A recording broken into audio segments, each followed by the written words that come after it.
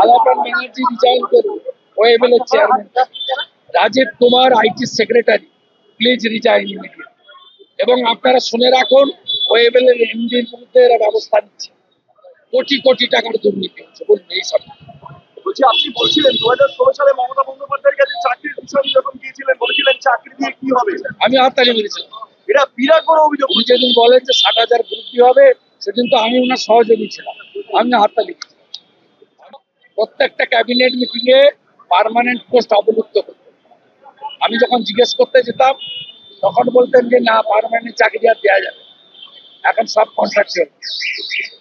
6 লক্ষ permanent post অবলুপ্ত হয়েছে পশ্চিমবঙ্গে। পশ্চিমবঙ্গের মানুষকে বলবো, ভাতার কাছ থেকে বেরিয়ে আসুন।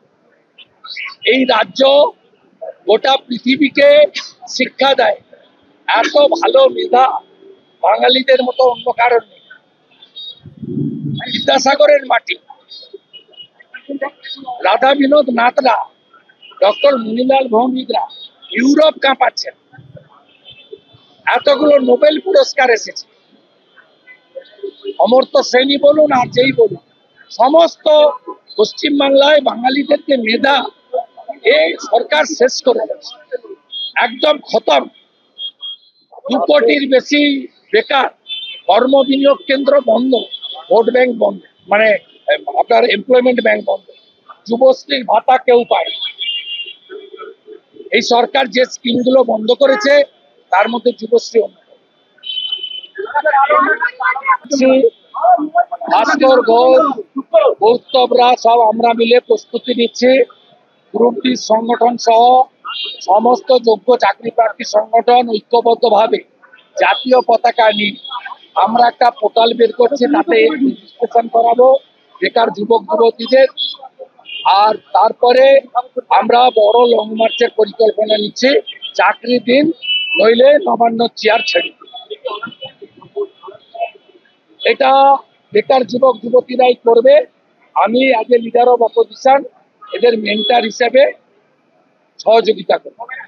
এবং আমার যে দল, সে দলের স্ট্যান্ড তো ক্লিয়ার। যে কোনো অরাজনৈতিক আন্দোলন যদি যুক্তিগ্রাহ্য দাবিতে কে করে, পশ্চিমবঙ্গ ভারতীয় জনতা পার্টি সেখানে তার কর্মী সমর্থকদের অংশগ্রহণ করতে পারছে।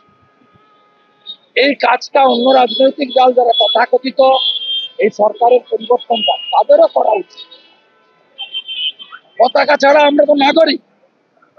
নাগরিক তো যে কোনো যুক্তিগ্রাহ্য ইস্যু নিয়ে লড়তে পারে। আমি যখন পতাকা নিয়ে লড়বো তখন আমি বিজেপি, পতাকা নিয়ে যখন মিছিল হবে তখন মোহাম্মদ সেলিম সাহেব সিপিএম, অধীর চৌধুরী কংগ্রেস, আমি সুকান্ত বাবুরা পতাকা ছাড়া যখন আসবো তখন তো আমরা নাগরিক। আমরা তো এই ভূমিকা পালন করি। এদের জয় হয়ে গেছে। মমতা ব্যানার্জির দার্জিলিং যাওয়ার কোনো কথা ছিল না, মমতা পালিয়েছে ওখানে। এদের মুখোমুখি হতে পারবে না বলে মমতা দার্জিলিংয়ে পালিয়েছে। আমাদের ভিডিও ভালো লাগলে লাইক এবং শেয়ার করুন। কমেন্ট সেকশনে গিয়ে জানান আপনাদের মতামত। আরও ভিডিও পেতে আমাদের চ্যানেল সাবস্ক্রাইব করুন এবং প্রতি মুহূর্তে খবরের আপডেট পেতে প্রেস করুন বেল আইকন।